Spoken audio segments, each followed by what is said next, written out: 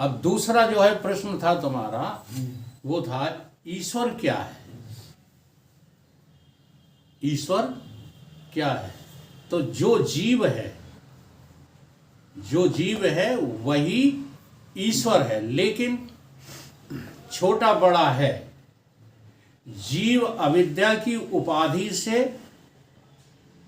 अपनी चैतन्यता को स्वीकार किए बैठा था, और ईश्वर ने अविद्या की उपाधि काट दिए।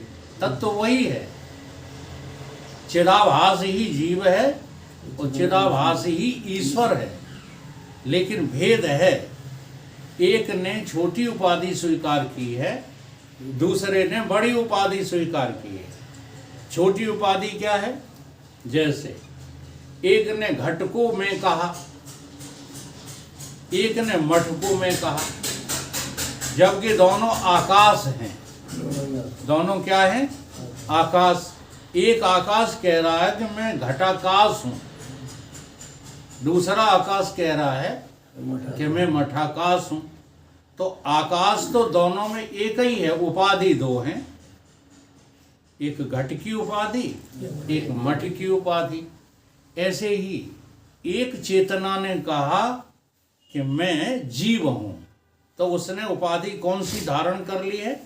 अविद्या की। अविद्या उसे स्वीकार है, इसलिए वो कहता है कि मैं तो मर जाऊंगा, मैं तो संसार छोड़ के चला जाऊंगा। इसलिए उसको लगता है थोड़े दिन की बात और रह गई है, लगता है उसको, क्योंकि उसने अविद्या उपाधि को, यानी घट, आकाश ने घट उपाधि को स्वीकार कर रखा है। बात समझ में आ रही है आप लोगों को? हैं?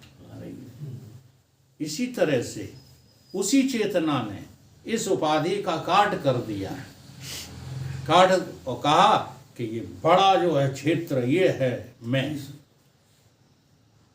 थोड़ा सा फर्क और है, छोटी उपाधि को स्वीकार करने वाली जो चेतना है वो स्वीकार करके भूल गई। किसको भूल गई? उपाधि को। और उपाधिकृत जो परिणाम सामने आया उसी को मैं कहने लगी। इसलिए इसको कहा माया बस परछिन्न जड़। अब ये जो है अविद्या के बस में होकर के सीमित हो गया, जीव की इस समान। अब ये ईश्वर के समान नहीं हो सकता। यहां भेद किया है, पहले अभेद करके समझाया मैंने आपको कि उपाधि से हो जीव ईश्वर बने दो। लेकिन यहां भेद क्या हो गया?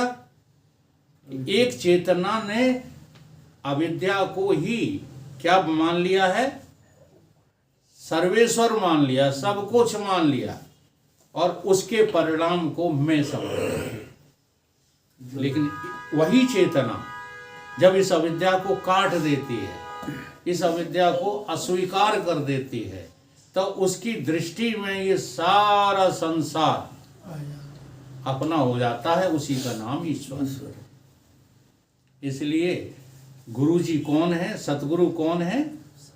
ईश्वर है, साक्षात ब्रह्मा विष्णु महेश ईश्वर हैं गुरु।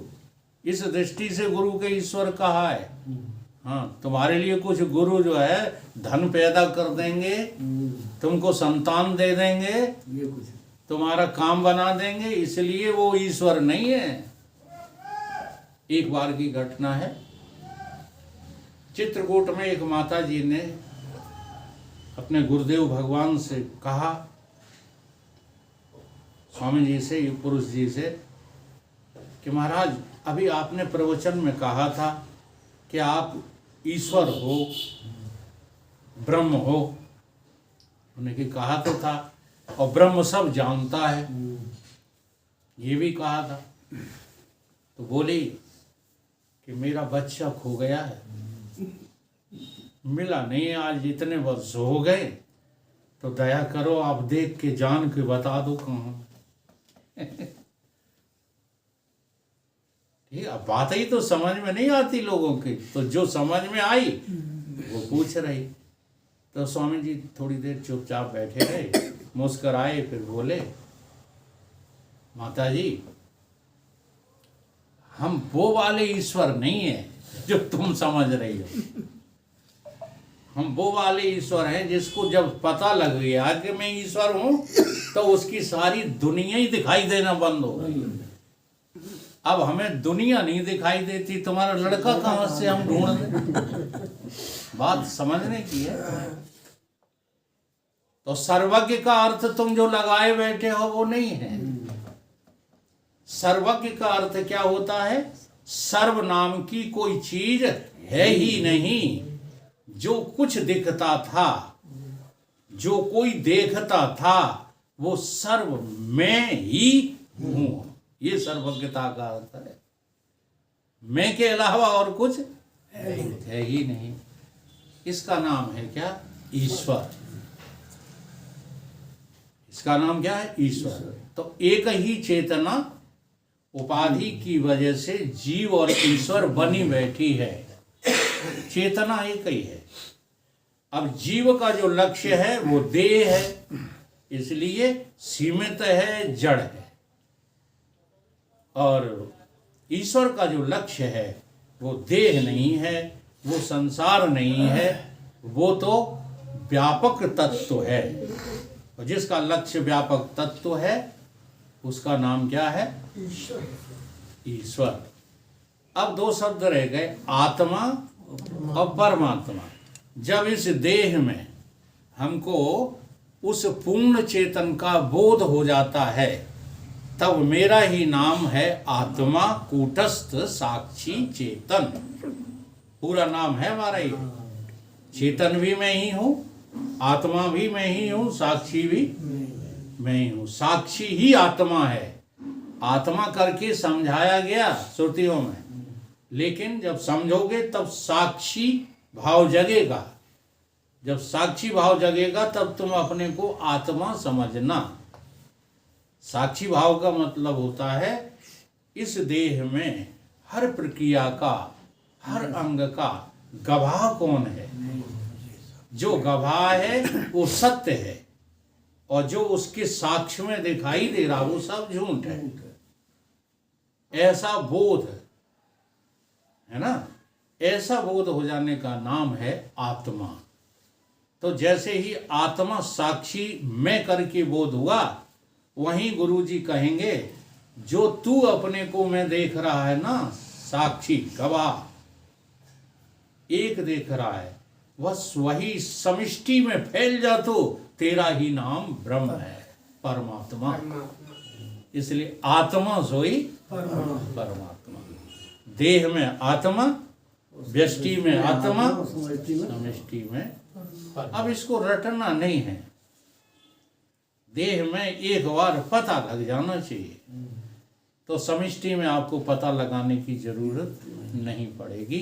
वहां गुरुदेव के एक इशारे से ही आपको पता चल जाएगा, अहम ब्रह्म अस्मि। उसी का नाम ब्रह्म है, जिसे तुम परमात्मा कहते हो।